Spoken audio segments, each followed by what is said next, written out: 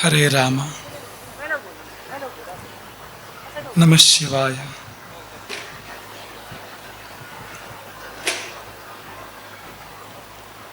ತಸ್ಯ ದಿಶೆ ಸತತ ಮಂಜಲಿರೇಷ ನಿತ್ಯಂ ಪ್ರಕ್ಷಿಪ್ಯತೆ ಮುಖರಿತಾಲಯುತ ಪ್ರಸೂನೈಃ ಜಾಗರ್ತಿ ಯತ್ರ ಭಗವಾನ್ ಗುರುಚಕ್ರವರ್ತಿ ಸೃಷ್ಟಿಸ್ಥಿತಿ ಪ್ರಳಯ ನಾಟಕ ನಿತ್ಯ ಸಾಕ್ಷಿ.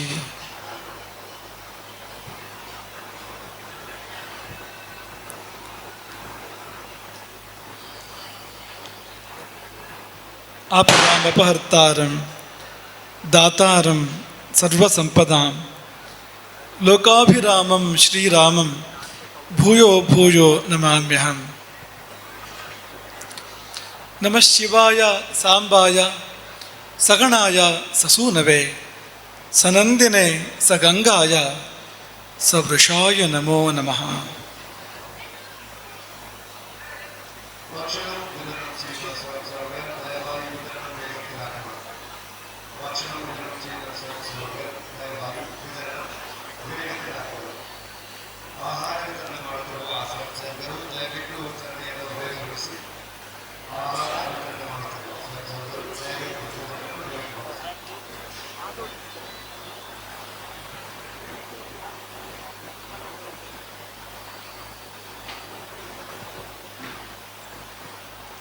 ಶಿವನಿಗೆ ನಮಸ್ಕಾರ.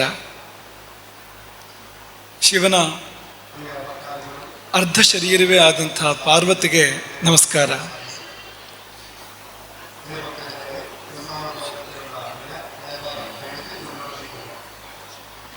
ಶಿವನ ಗಣಗಳಿಗೆ ನಮಸ್ಕಾರ. ಶಿವನ ಸಂತಾನಕ್ಕೆ ಒಬ್ಬ ವಿಘ್ನ ವಿನಾಶಕ, ಇನ್ನೊಬ್ಬ ವಿಜಯಪ್ರದಾಯಕ ಅಂಥ ಶಿವನ ಎರಡು ಸಂತಾನಗಳಿಗೆ ಗಣಪತಿ ಮತ್ತು ಸ್ಕಂದರಿಗೆ ನಮಸ್ಕಾರ.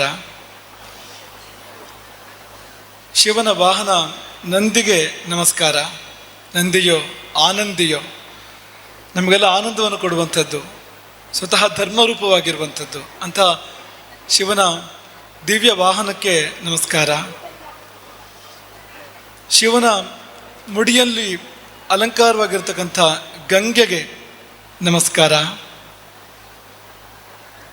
ಸಮಸ್ತ ಶಿವ ಪರಿವಾರಕ್ಕೆ ನಮಸ್ಕಾರ.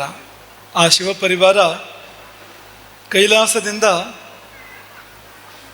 ದಕ್ಷಿಣದ ಕಡೆಗೆ, ನಮ್ಮ ಕಡೆಗೆ ನಡೆತಂದು ಇಲ್ಲಿ ಪೆರಡಾಲದಲ್ಲಿ ಉದನೇಶ್ವರನ ರೂಪದಲ್ಲಿ ಸಪರಿವಾರವಾಗಿ ಇಲ್ಲಿ ನೆಲೆಗೊಂಡಿದೆ.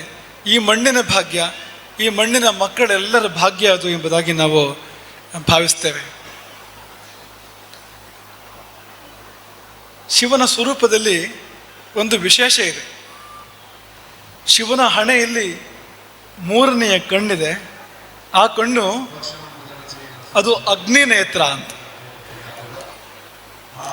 ಶಿವನ ಎಡಗಣ್ಣು ಸೋಮ, ಬಲಗಣ್ಣು ಸೂರ್ಯ, ನಡುಗಣ್ಣು ಅಗ್ನಿ ಅಂತ. ಸೋಮನೇತ್ರ, ಸೂರ್ಯನೇತ್ರ, ಅಗ್ನಿನೇತ್ರ ಅಂತ. ಆ ನೇತ್ರವನ್ನು ತೆರೆದರೆ ಅವನು ಸುಡಬಲ್ಲ ಅಂತ. ಕಾಮನನ್ನು ಸುಡಬಲ್ಲ, ಕಾಮ ಮೂಲವಾದ ಪ್ರಪಂಚವನ್ನೇ ಸುಡಬಲ್ಲ ಅಂತ. ಸಮಸ್ತ ಪ್ರಪಂಚವನ್ನೇ ತನ್ನ ನೇತ್ರೋನ್ಮೀಲನ ಮಾತ್ರದಿಂದ ದಗ್ಧವಾಗಿಸಬಲ್ಲ ಅಂತ. ಹಾಗಾಗಿ ಅಗ್ನಿ ಶಿವನಲ್ಲಿದೆ. ಶಿವನ ಕೈಯಲ್ಲಿ ಕೂಡ ಅಗ್ನಿ ಇದೆ. ನಟರಾಜ ವೇದಿಕೆ ಇತ್ತು. ನಟರಾಜನ ಸ್ವರೂಪದಲ್ಲಿ ಅವನ ಕೈಯಲ್ಲಿ ಅಗ್ನಿ ಇರ್ತದೆ, ಅವನ ಹಣೆಯಲ್ಲಿ ಅಗ್ನಿ ಇದೆ. ಇನ್ನು ಶಿವನ ತಲೆಯಲ್ಲಿ ಗಂಗೆ ಇದ್ದಾಳೆ, ನೀರಿದೆ, ಎರಡೂ ಇದೆ. ಸತತವಾಗಿ ಹರಿದು ಭೂಮಿ ಕಡೆ ಬರ್ತಕ್ಕಂಥ ಜಲಪ್ರವಾಹ, ಗಂಗಾ ಪ್ರವಾಹ ಅದು ಕೂಡ ಇದೆ. ಅನ್ಯ ದೇವತೆಗಳಲ್ಲಿ ಇದು ದುರ್ಲಭ.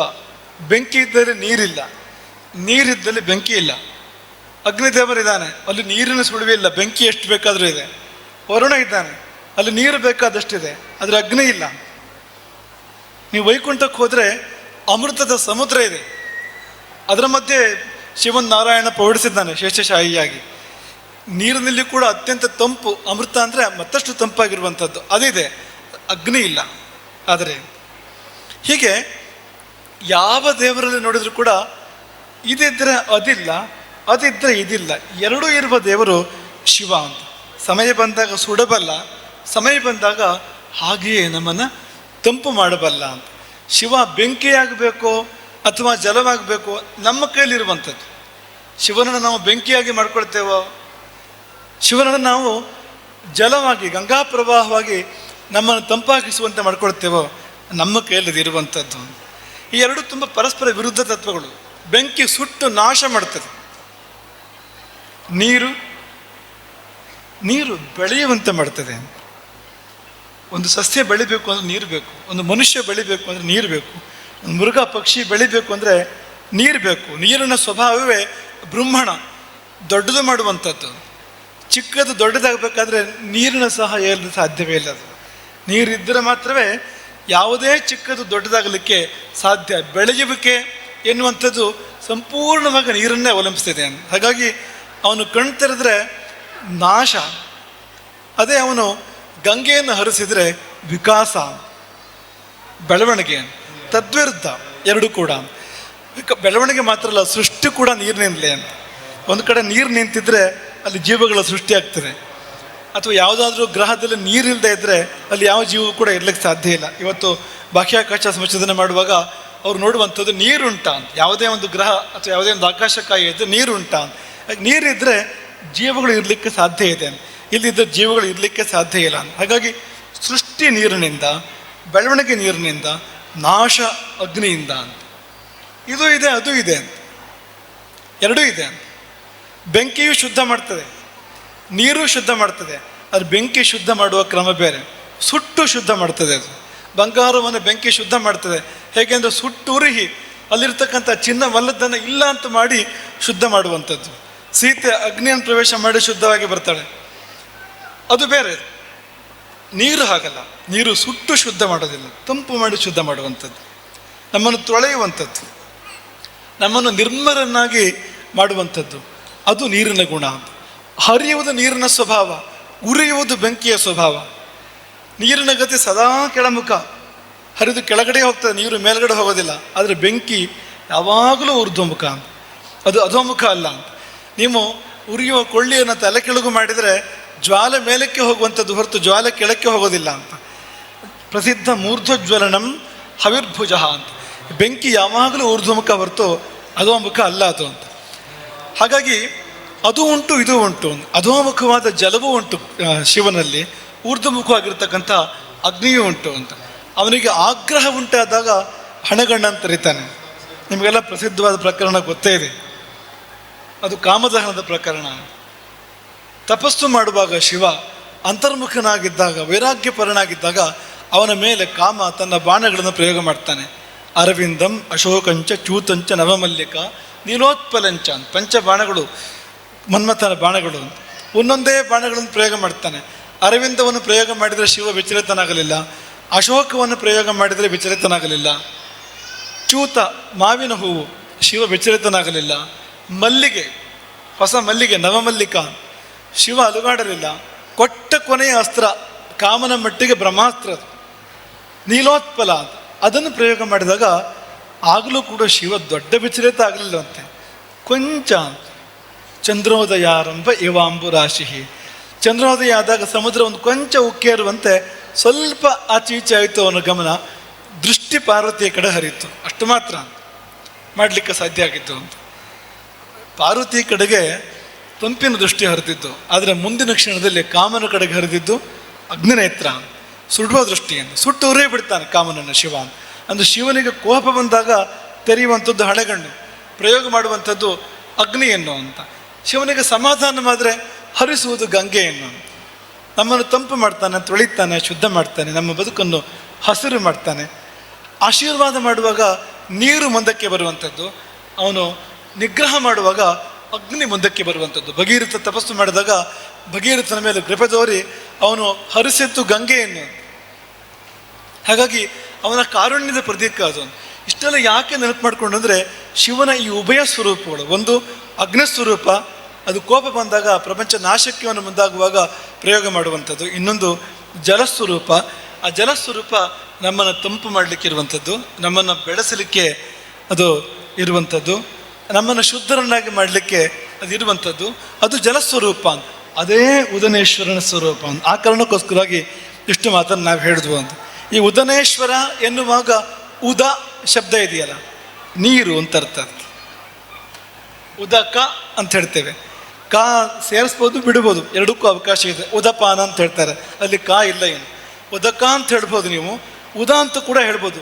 ಈ ಕೆಲವು ಭಾಷೆಯಲ್ಲಿ ಉದಾ ಅಂತಲೇ ಪ್ರಯೋಗ ಇದೆ. ಉದಾಹರಣೆ ಕೊಂಕಣಿಯಲ್ಲಿ ಉದಾ ಅಂತ ಪ್ರಯೋಗ ಮಾಡ್ತಾರೆ, ಸಂಸ್ಕೃತದಿಂದ ಬಂದಿರುವಂಥದ್ದು. ಕೊಂಕಣಿ ಭಾಷೆಯಲ್ಲಿ ತುಂಬ ಸಂಸ್ಕೃತ ಇದೆ, ಕನ್ನಡದಲ್ಲಿಯೂ ಇದೆ, ಮಲಯಾಳದಲ್ಲಿ ತುಂಬ ಸಂಸ್ಕೃತ ಇದೆ. ಅವರು ಅಸ ಅಂತ ಹೇಳ್ತಾರೆ ಕೊಂಕಣಿಗರು. ಅಸ ಅನ್ನೋದು ಅಸಭುವಿ ಅನ್ನೋ ಧಾತು ಸಂಸ್ಕೃತದಲ್ಲಿನ ನೇರ ಹಾಗೆ ಬಂದಿರುವಂಥದ್ದು, ಒಂಚೂರು ವ್ಯತ್ಯಾಸ ಇಲ್ಲದೆ. ಹಾಗೆ ಉದಾ ಅಂತ ಅವರು ಪ್ರಯೋಗ ಮಾಡ್ತಾರೆ. ಉದಾ ಅಂದರೆ ನೀರು ಅಂತಲೇ ಅರ್ಥ. ಇಲ್ಲಿರುವಂಥದ್ದು ಶಿವನ ಆ ಆಶೀರ್ವಾದದ ರೂಪ, ಅನುಗ್ರಹದ ರೂಪ. ಅದು ಯಾಕಿದೆ ಅಂದರೆ ನಮ್ಮೆಲ್ಲರನ್ನ ತೊಳೆದು ಶುದ್ಧ ಮಾಡಲಿಕ್ಕೆ ಇದೆ, ನಮ್ಮೆಲ್ಲರನ್ನು ತಂಪು ಮಾಡಲಿಕ್ಕೆ ಇದೆ, ನಮ್ಮೆಲ್ಲರನ್ನು ಕೂಡ ಬೆಳೆಸಲಿಕ್ಕೆ ಇದೆ. ಅಂತಹ ಶಿವನ ಶುದ್ಧ ಅನುಗ್ರಹದ ರೂಪವೇ ಪೆರಡಾಲದ ಉದನೇಶ್ವರ. ಶಿವಾಲಯಗಳು ಈ ಪ್ರಪಂಚದಲ್ಲಿ ಬೇಕಾದಷ್ಟಿದೆ. ಭಾರತ ವರ್ಷದಲ್ಲಿ ಕೂಡ ಶಿವಾಲಯಕ್ಕೆ ಕಡಿಮೆ ಇಲ್ಲ, ತುಂಬ ಶಿವಾಲಯಗಳಿದ್ದಾವೆ ಭಾರತದಲ್ಲಿ ಅಂತ. ಆದರೆ ಯಾವುದೇ ಶಿವನ ಸನ್ನಿಧಿಗೆ ಈ ಹೆಸರು ನೇರವಾಗಿ ಈ ರೀತಿಯ ಹೆಸರಿರ್ತಕ್ಕಂಥದ್ದು ಇಲ್ಲ ಅಂತ. ನೀರು ಎನ್ನುವ ಅರ್ಥವನ್ನು ನೇರವಾಗಿ ಕೊಡುವಂಥದ್ದು, ಅಂಥದ್ದು ನಿಮಗೆ ತುಂಬ ಅಪರೂಪ ಸಿಗುವಂಥದ್ದು. ಅದು ಇಲ್ಲಿ ಉದನೇಶ್ವರನ ರೂಪದಲ್ಲಿ ಇಲ್ಲಿದೆ. ಅದು ಭಾಗ್ಯ ಎಂಬುದಾಗಿ ನಾವು ಭಾವಿಸ್ತೇವೆ. ಈ ಭಕ್ತವರ್ಗದ ಭಕ್ತಕೋಟಿಯ ತುಂಬ ಭಾಗ್ಯ ಎಂಬುದಾಗಿ ನಾವು ಭಾವಿಸ್ತೇವೆ. ಇರುವಂಥದ್ದು ಏನಂದರೆ, ಶಿವ ಇಲ್ಲಿ ನೀರಾಗಿ ಗಂಗೆಯಾಗಿ ಹರಿತಾನೆ, ನಾವು ಹೋಗಿ ಮೀಯ್ತೇವಾ, ನಾವು ಅದನ್ನು ಪಡ್ಕೊಳ್ತೇವಾ ಎನ್ನುವಂಥದ್ದೇ ಇರುವಂಥದ್ದು. ಈಗ ನೋಡಿ, ಹತ್ತಿರ ಇರುವವರ ದೇವಸ್ಥಾನಕ್ಕೆ ಹೋಗೋದಿಲ್ಲ, ಊರಿನಲ್ಲಿ ಇರುವವರ ದೇವಸ್ಥಾನಕ್ಕೆ ಹೋಗೋದಿಲ್ಲ. ತುಂಬ ಜನ ಊರು ಬಿಟ್ಟು ಹೋಗಿ ಆಯ್ತು. ಬಹಳಷ್ಟು ಮಂದಿ ಊರು ಬಿಟ್ಟು ಪರ ಊರಿಗೆ, ದೂರದ ಊರುಗಳಿಗೆ, ಪರದೇಶಕ್ಕೆಲ್ಲ ಹೋಗಿ ಆಯ್ತು. ಹಾಗಾದರೆ ಉದನೇಶ್ವರ ಯಾರಿಗೋಸ್ಕರ ಇರುವಂಥದ್ದು? ಈ ಆಶೀರ್ವಾದ ಪಡ್ಕೊಳ್ಬೇಕಾದವ್ರು ಯಾರು ಅಂದರೆ, ನಮಗೆ ತುಂಬ ಸಂತೋಷ ಆಗುವಂಥದ್ದು ಏನಂದರೆ, ಈ ಉದನೇಶ್ವರನ ಪುನಃ ಪ್ರತಿಷ್ಠಾ ಅಷ್ಟಬಂಧ ಬ್ರಹ್ಮಕಲಶೋತ್ಸವದ ಸಂದರ್ಭ ಇದೆಯಲ್ಲ, ಇದು ನಮಗೆ ಯಾವುದರ ಅರಿವನ್ನು ಮಾಡಿಕೊಡ್ತಾ ಇದೆ ಅಂದರೆ, ಉದನೇಶ್ವರನ ಭಕ್ತರು ಎಲ್ಲಿಯೂ ಹೋಗಿಲ್ಲ, ಅವರು ಉದನೇಶ್ವರನ ಬಿಟ್ಟು ದೂರ ಹೋಗಿಲ್ಲ, ಅವರು ಉದನೇಶ್ವರನ ಒಟ್ಟಿಗೆ ಇದ್ದಾರೆ. ಇಲ್ಲದಿದ್ದರೆ ಇಂತಹದ್ದೊಂದು ಅದ್ಭುತವಾಗಿರ್ತಕ್ಕಂಥ ಒಂದು ಪುನರ್ನಿರ್ಮಾಣ, ನವೀಕರಣ ಮತ್ತು ಅದ್ಭುತವಾಗಿರ್ತಕ್ಕಂಥ ಬ್ರಹ್ಮಕಲಶದ ಕಾರ್ಯಕ್ರಮ ಆಗಲಿಕ್ಕೆ ಸಾಧ್ಯ ಉಂಟಾ? ತುಂಬ ಚಂದದ ದೇವಸ್ಥಾನ ಅದು. ಮೊದಲಿದ್ದಾಗ ಈಗಿಲ್ಲ. ಮೊದಲು ಏನೇನೋ ಸ್ವಲ್ಪ ಲೋಪದೋಷಗಳು ಅಂತಿತ್ತೋ ಅದು ಯಾವುದೂ ಇಲ್ಲ. ಈಗ ಸ್ವಲ್ಪ ಕೊರತೆಗಳು ಅಂತ ಏನಿತ್ತೋ ಅಂಥದ್ದೆಲ್ಲ ಯಾವುದೂ ಇಲ್ಲ.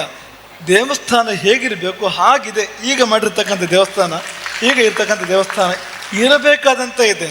ದೇವಸ್ಥಾನ ಹೇಗಿರಬೇಕು ಹಾಗಿದೆ. ಹಾಗೆ ಈ ಬ್ರಹ್ಮಕಲಶದ ಕಾರ್ಯಕ್ರಮ ಕೂಡ ಅದು ಹೇಗಾಗಬೇಕೋ ಹಾಗೆ ಆಗ್ತಾ ಇದೆ. ನಾವು ಅನೇಕರನ್ನು ಕೇಳಿದ್ವು, ಹೇಗಾಗ್ತಾ ಇದೆ ಕಾರ್ಯಕ್ರಮ.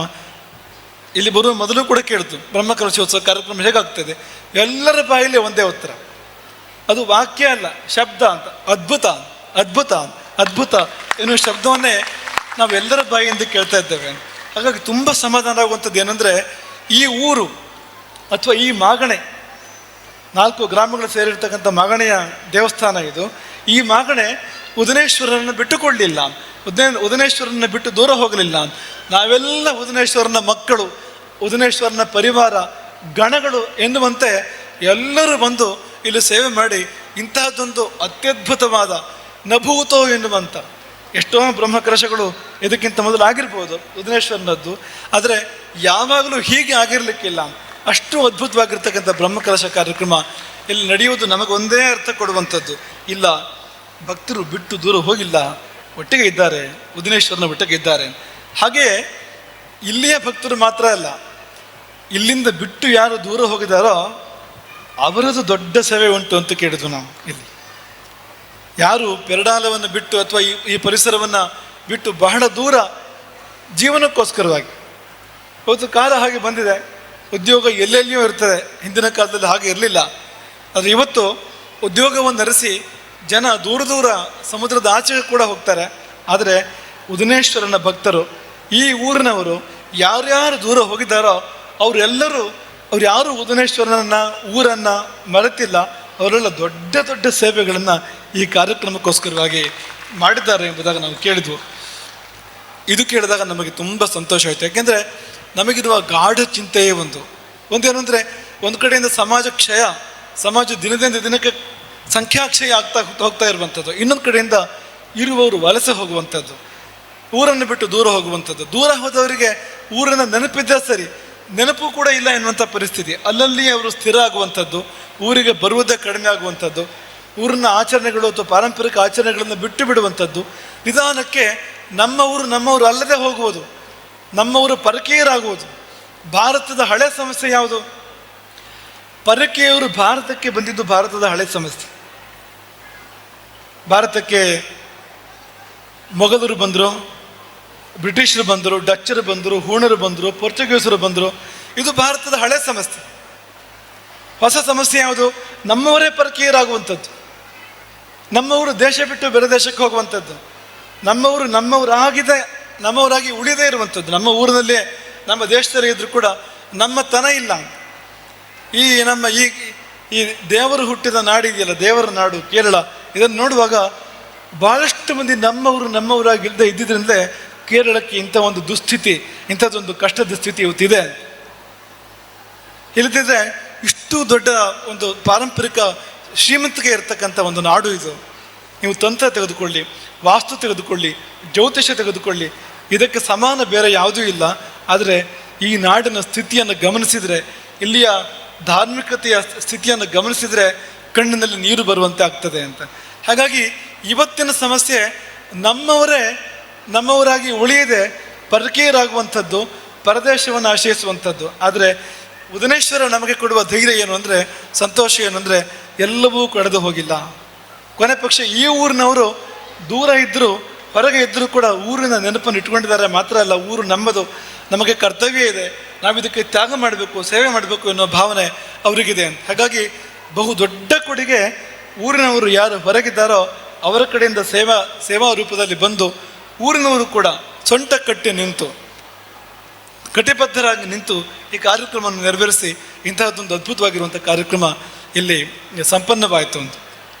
ಹಾಗಾಗಿ ಕಳೆದ ಅಷ್ಟಬಂಧ ದೊಡ್ಡ ಗುರುಗಳು ನಿಂತು ನೆರವೇರಿಸಿರುವಂಥದ್ದು. ಸ್ವತಃ ಅವರೇ ಇಲ್ಲಿ ನಿಂತು ಇಡೀ ಕಾರ್ಯಕ್ರಮದ ನೇತೃತ್ವವನ್ನು ವಹಿಸಿ ಅವರು ನೆರವೇರಿಸಿರುವಂಥದ್ದು. ಆದರೆ ಅವರು ಮಾಡಿದ ಆಶೀರ್ವಾದ ಎಷ್ಟು ದೊಡ್ಡದು ಅಂದರೆ, ಈ ಸರ್ತಿ ಅದರ ಅಗತ್ಯವೇ ಬರಲಿಲ್ಲ, ಆ ಪ್ರಮೇಯವೇ ಬರಲಿಲ್ಲ. ಊರು ಎಷ್ಟರ ಮಟ್ಟಿಗೆ ಜಾಗೃತವಾಗಿದೆ ಅಂದರೆ, ನಾವು ಎಲ್ಲಿಂದ ಒಂದು ಹೀಗೆ ಮಾಡಿದರೂ ಸಾಕು, ಅಂತ ಆಶೀರ್ವಾದ ಮಾಡಿದರೂ ಕೂಡ ಸಾಕು ಇದ್ದಲ್ಲಿ. ಅಂದರೆ ಎಲ್ಲವೂ ಕೂಡ ನಡೀತದೆ, ಮಾತ್ರ ಅಲ್ಲ ಅತ್ಯದ್ಭುತವಾಗಿ ನಡೀತದೆ, ಅಪೂರ್ವವಾಗಿ ಅಮೋಘವಾಗಿ ಇದು ನಡೀತದೆ. ಅಂದರೆ ಅದು ಅವರ ಆಶೀರ್ವಾದ, ದೊಡ್ಡ ಗುರುಗಳ ಆಶೀರ್ವಾದ ಇದು ಎಂಬುದಾಗಿ ನಾವು ಭಾವಿಸುವಂಥದ್ದು. ಯಾಕೆಂದರೆ ಮಹಾತ್ಮರು ಹಾಗೇ ಇರ್ತಾರೆ. ಶಂಕರಾಚಾರ್ಯರು ಮಠ ಸ್ಥಾಪನೆ ಮಾಡಿ ಎಷ್ಟು ಕಾಲ ಆಯಿತು, ಅವತಾರ ಮಾಡಿ ಎಷ್ಟು ಕಾಲ ಆಯಿತು ಶಂಕರಾಚಾರ್ಯರು, ಸಾವಿರಾರು ವರ್ಷಗಳು ಕಳೆದು ಹೋದವು. ಆದರೆ ಇನ್ನೂ ಅವರು ಸ್ಥಾಪನೆ ಮಾಡಿದ ಸಂಸ್ಥೆಗಳು ಅತ್ಯದ್ಭುತವಾಗಿ ಕೆಲಸ ಮಾಡ್ತಾ ಇದ್ದಾವೆ. ಇಂದು ಕೂಡ ಅವರು ಯಾವ್ಯಾವ ತತ್ವವನ್ನು ಪ್ರತಿಪಾದನೆ ಮಾಡಿದರೋ, ಯಾವ್ಯಾವ ಉಪದೇಶಗಳನ್ನು ಮಾಡಿದರೋ ಅವೆಲ್ಲವೂ ಪ್ರಚಲಿತವಾಗಿವೆ. ಆ ಎಲ್ಲ ಸಂಸ್ಥೆಗಳು, ಸನ್ನಿಧಾನಗಳು, ದೇವಸ್ಥಾನಗಳು ಕೂಡ ಅತ್ಯಂತ ಊರ್ಜಿತವಾಗಿ ನಡೀತಾ ಇದ್ದಾವೆ. ಅದು ಅವರ ಶಕ್ತಿ. ಅದು ಅಂದು ಅವರು ಮಾಡಿದ ಆಶೀರ್ವಾದ, ಅಂದು ಅವರು ಮಾಡಿರ್ತಕ್ಕಂಥ ಸಂಕಲ್ಪ, ಅದಷ್ಟು ಗಟ್ಟಿಯ ಸಂಕಲ್ಪ, ಅಷ್ಟು ಬಲವಾಗಿರುವಂಥ ಸಂಕಲ್ಪ. ಅದು ಮುಂದೆ ಬರುವ ಎಷ್ಟೋ ಕಾಲಕ್ಕೆ ಸಾಕಾಗುವಂತೆ ಇರ್ತದೆ. ಹಾಗಾಗಿ ದೊಡ್ಡ ಗುರುಗಳು ಹಿಂದಿನ ಅಷ್ಟಬಂಧಕ್ಕೆ ಬಂದು ಮಾಡಿದ ಆಶೀರ್ವಾದದ ಬಲ ಎಷ್ಟಿದೆ ಅಂದರೆ, ಈಗಿನ ಅಷ್ಟಬಂಧ ಕೂಡ ನಿರಾಯಾಸವಾಗಿ ಅತ್ಯದ್ಭುತವಾಗಿ ಇಲ್ಲಿ ಸಂಪನ್ನಗೊಳ್ತಾ ಇದೆ. ನಾವು ಕಾರ್ಯಕರ್ತರಲ್ಲಿ ಕೇಳ್ತಾ ಇದ್ದು, ಈಗ ಕೊಂಚ ಮೊದಲು ಪ್ರಾರಂಭ ಮಾಡುವಾಗ ಇಷ್ಟೆಲ್ಲ ಯೋಚನೆಗಳಿರಲಿಲ್ಲ, ಸಣ್ಣಕ್ಕೆ ಪ್ರಾರಂಭ ಮಾಡಿದ್ದು, ಹೇಗಾಗ್ತದೆ ನೋಡಿಕೊಳ್ಳುವ ಅಂತ. ಆದರೆ ಸಹಾಯ ಹರಿದು ಬರುವಾಗ ನಮಗೂ ಉತ್ಸಾಹ ಬಂತು ಅಂತ. ಆಗಾಗ ಇಷ್ಟಿದ್ದನ್ನು ಇಷ್ಟು ಮಾಡಿದ್ದು ನಾವು ಆಮೇಲೆ ಅಂತ, ದೊಡ್ಡದಾಗಿ ಮಾಡಿದ್ವು ಅಂತ. ಸಾಮಾನ್ಯವಾಗಿ ಬೇರೆ ರೀತಿ ಇರ್ತದೆ ಅಂತ. ಈಗ ನಾವು ಏನೋ ಯೋಜನೆ ಮಾಡಿ ಸಮಾಜವನ್ನು ಹತ್ತು ಕರೆದು ಕೇಳಿ ದಮ್ಮಯ್ಯ ಹಾಕಿ ಸಮಾಜದಿಂದ ಒಂದಷ್ಟು ಸಂಪತ್ತು ಹರಿದು ಬರುವಂಥದ್ದು, ಕೊನೆಗೂ ಎಲ್ಲ ಯೋಜನೆಗಳು ಸಾಕಾರ ಆಗೋದಿಲ್ಲ. ಒಂದಿಷ್ಟು ಆಗ್ತದೆ, ಒಂದಿಷ್ಟು ಆಗೋದಿಲ್ಲ. ಆದರೆ ಇಲ್ಲಿ ಹಾಗಲ್ಲ. ಇಲ್ಲಿ ಸಂಪತ್ತು ಹರಿದು ಬರುವುದನ್ನು ನೋಡಿ ಯೋಜನೆಗಳನ್ನು ವಿಸ್ತಾರ ಮಾಡಿರ್ತಕ್ಕಂಥ ಒಂದು ಕಾರ್ಯಕ್ರಮ ಇಲ್ಲಿ ಪೆರಡಾಲದಲ್ಲಿ ನಡೆದಿರ್ತಕ್ಕಂಥ ಒಂದು ಅದ್ಭುತವಾಗಿರುವಂಥ ಒಂದು ಕಾರ್ಯಕ್ರಮ. ಹಾಗಾಗಿ ನಾವು ಕೂಡ ನೋಡಿ ತುಂಬ ಸಂತೋಷಪಟ್ಟು. ಇಲ್ಲಿ ಕುಕ್ಷಿಶಾಸ್ತ್ರನ ಬಗ್ಗೆ ಹೇಳ್ತಾರೆ, ಅನೇಕ ರೀತಿ ಹೇಳ್ತಾರೆ. ಕುಕ್ಷಿಶಾಸ್ತ್ರ ಇಲ್ಲಿ ರಕ್ಷಾಗೋಸ್ಕರವಾಗಿ ಪ್ರತಿಷ್ಠಾಪಿತನಾಗಿದ್ದವನು ಆದವನು ರಾಜರ ಕಾಲದಲ್ಲಿ ಅಂತ ಹೇಳೋದು ಉಂಟು. ಇನ್ನೊಂದು ಇಲ್ಲಿ ದೇವಸ್ಥಾನದ ಮೇಲೆ ಪ್ರಯುಕ್ತವಾಗಿರ್ತಕ್ಕಂಥ ಒಂದು ಪ್ರತಿಕೂಲವಾದ ಶಕ್ತಿ ದೇವರ ಸನ್ನಿಧಿಗೆ ಬಂದು ಅದು ಅನುಕೂಲವಾಗಿ ಪರಿವರ್ತಿತವಾಯಿತು. ದೇವಸ್ಥಾನದ ಮತ್ತು ಜನತೆಯ ರಕ್ಷಕನಾಗಿ ಪರಿವರ್ತಿತವಾಯಿತು ಅನ್ನುವಂಥ ಇನ್ನೊಂದು ವಾದು ಪ್ರಶ್ನೆ ಚಿಂತನೆಯಲ್ಲಿ ಕಂಡು ಬಂದಿರತಕ್ಕಂಥ ಮತ್ತೊಂದು ವಾದು ಕೂಡ ಹಾಗೆ ಇದೆ. ಅದೊಂದು ಒಂದು ಸಂದೇಶ ಕೊಡ್ತದೆ. ಉದನೇಶ್ವರನ ಬಳಿ ಎಷ್ಟೇ ಕೆಟ್ಟವರು ಬಂದರೂ ಅವರು ಅಷ್ಟೇ ಒಳ್ಳೆಯವರಾಗಿ ಹೋಗ್ತಾರೆ. ಹೋಗುವಾಗ ಇಲ್ಲಿ ನಾಶ ಮಾಡಲಿಕ್ಕೆ ಬಂದವರು ರಕ್ಷಕರಾಗಿ ಪರಿವರ್ತನೆ ಆಗ್ತಾರೆ, ಮಹಾರಕ್ಷಕರಾಗಿ ಪರಿವರ್ತನೆ ಆಗ್ತಾರೆ. ಉದನೇಶ್ವರನ ಮಹಿಮೆ, ಉದನೇಶ್ವರನ ಶಕ್ತಿ ಅಂಥದ್ದು ಎನ್ನುವಂಥದ್ದು ನಮಗೆ ಇಲ್ಲಿ ಅರ್ಥ ಆಗುವಂಥದ್ದು. ಹಾಗಾಗಿ ಈ ಅದ್ಭುತವಾದ ಕಾರ್ಯಕ್ರಮಕ್ಕೋಸ್ಕರವಾಗಿ ಈ ಮಾಗಣೆಯ ಅಥವಾ ಈ ಉದನೇಶ್ವರನಿಗೆ ಸಂಬಂಧಪಟ್ಟಿರ್ತಕ್ಕಂಥ ಎಲ್ಲರನ್ನ ನಾವು ಮನಸಾರೆ ಅಭಿನಂದನೆ ಮಾಡ್ತೇವೆ. ಇದು ನೀವು ಮಾಡಿದ್ದಲ್ಲ, ನಿಮ್ಮೊಳಗೆ ಧರ್ಮ ಜಾಗೃತವಾಗಿ ಇಷ್ಟು ಕಾರ್ಯವನ್ನು ಮಾಡಿದೆ. ಇದು ಕೇವಲ ಮನುಷ್ಯ ನಿರ್ಮಿತ ಎಂಬುದಾಗಿ ನಾವು ಭಾವಿಸೋದಿಲ್ಲ. ಈ ವಾತಾವರಣ ನೋಡಿದರೆ ಇದು ಭೂಲೋಕದಂತೆ ಇಲ್ಲ, ಇದು ಯಾವುದೋ ಶಿವಲೋಕದಂತೆ ವಾತಾವರಣ ಇಲ್ಲಿದೆ. ಹಾಗಾಗಿ ಖಂಡಿತವಾಗಿಯೂ ನೀವು ಯಾರೂ ಭ್ರಮೆ ಪಡಬೇಡಿ, ಇದು ನೀವು ಮಾಡಿದ್ದಲ್ಲ. ಇದು ನಿಮ್ಮೊಳಗೆ ಧರ್ಮ ಎಚ್ಚೆತ್ತು ಈ ಕಾರ್ಯವನ್ನು ಮಾಡಿಸಿರುವಂಥದ್ದು. ಧರ್ಮವೇ ನಂದಿಯಾಗಿ ಶಿವನ ಬಳಿ ಇರ್ತದಂತೆ. ಶಿವ ನಂದಿಯನ್ನು ಏರಿ ಬರ್ತಾನೆ. ಯಾವ ನಂದಿಯನ್ನು ಏರಿ ಅಂದರೆ ನಾವು ಮಾಡಿದ ಧರ್ಮವೇ ನಂದಿ. ನಮ್ಮ ಜೀವನದಲ್ಲಿ ನಾವು ಏನು ಒಳ್ಳೆ ಕೆಲಸಗಳನ್ನು ಮಾಡಿರ್ತೇವೆ ಅದೇ ಧರ್ಮ ತಾನೆ. ಧರ್ಮವೇ ನಂದಿ ರೂಪದಲ್ಲಿ ಶಿವನ ವಾಹನವಾಗಿರ್ತದೆ. ಹಾಗೆ ನಾವು ನಮ್ಮ ಪುಣ್ಯವನ್ನೇ ಏರಿ ಬರ್ತಾನೆ ಶಿವ ನಮಗೆ ಆಶೀರ್ವಾದ ಮಾಡಲಿಕ್ಕೆ. ನಮ್ಮ ಧರ್ಮವನ್ನೇ ಶಿವ ಏರಿ ನಮಗೆ ಅನುಗ್ರಹ ಮಾಡಲಿಕ್ಕೆ ಬರ್ತಾನೆ ಎಂಬುದು ಅದರ ಒಂದು ತಾತ್ಪರ್ಯ. ಹಾಗಾಗಿ ಶಿವನೇ ಧರ್ಮವಾಗಿ ನಿಮ್ಮೊಳಗೆ ಜಾಗೃತನಾಗಿ ಇಷ್ಟು ಕಾರ್ಯವನ್ನು ನಿಮ್ಮ ಕೈಯಿಂದ ಮಾಡಿಸ್ಕೊಂಡಿದ್ದಾನೆ ಎಂಬುದಾಗಿ ನಾವು ಭಾವಿಸ್ತೇವೆ. ಹಾಗೆ ನಿಮಗೂ ನಾವು ಹಾಗೆ ಆಶೀರ್ವಾದ ಮಾಡುವಂಥದ್ದು. ನೀವು ಇಲ್ಲಿ ಕಥೆಯನ್ನು ಈಗ ತಾನೇ ಸತ್ಯ ಹೇಳಿದ ಹಾಗೆ ನೀರನ್ನು ಮುಳುಗಿ ಒಂದು ಸಾರಿ ಎತ್ತಿದರೆ ಅದೇ ಕಲ್ಲು ಅದೇ ಶಿಲೆ ಬಂತು, ಇದು ಬೇಡ ಅಂತ ಎಸೆದು ಮತ್ತೊಂದು ಸಾರಿ ಮುಳುಗಿದ್ರೆ ಮತ್ತೆ ಅದೇ ಕಲ್ಲು ಸಿಕ್ತು. 3 ಬಾರಿ ಅಂತ ಹೇಳ್ತಾರೆ, 5 ಬಾರಿ ಅಂತ ಹೇಳ್ತಾರೆ. ಇದೇ ಕಥೆಯನ್ನು ಮತ್ತೆ ಮತ್ತೆ ಮುಳುಗಿ ಆ ಕಲ್ಲನ್ನು ದೂರ ಎಸೆದು ಪುನಃ ಮುಳುಗಿದ್ರೆ ಮತ್ತೆ ಅದೇ ಕಲ್ಲು ಸಿಗ್ತಾ ಇತ್ತಂತ ನೋಡಿ. ನಾವು ನಿಮಗೆಲ್ಲ ಹಾರೈಸೋದು ಏನು ಅಂದರೆ, ನೀವು ಈ ಜೀವನದ ನದಿಯಲ್ಲಿ ಮುಳುಗಿ ಎದ್ದು ಮಾಡ್ತಾ ಇರ್ತೀರಿ.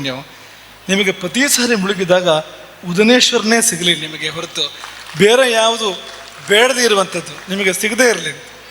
ಕೆಲವು ಸಾರಿ ನಾವು ಮುಳುಗಿದಾಗ ನಮಗೆ ಉದನೇಶ್ವರನೇ ಸಿಗ್ಬೋದು, ಅಥವಾ ಮಾಯೆಯೂ ಸಿಗ್ಬೋದು, ಮೋಸವೂ ಸಿಗ್ಬೋದು.